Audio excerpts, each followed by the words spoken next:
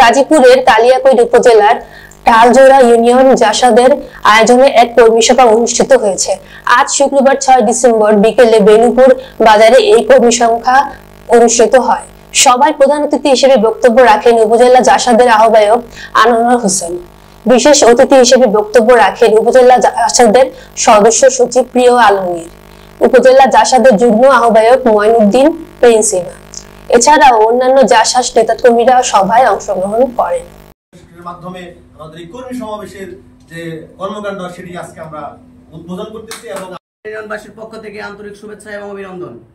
আমি এই ঢালজোড়া ইউনিয়নের পক্ষ থেকে আর বলতে চাই, কিছু মিলিয়ে বিএনপি যেটাকে প্রোভাইড করে এটাকে বলে জাসাস।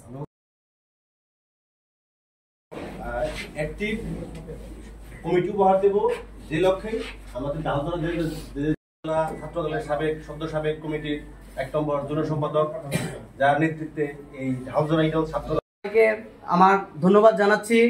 বাংলাদেশ জিন্দাবাদ, তারেক রহমান জিন্দাবাদ।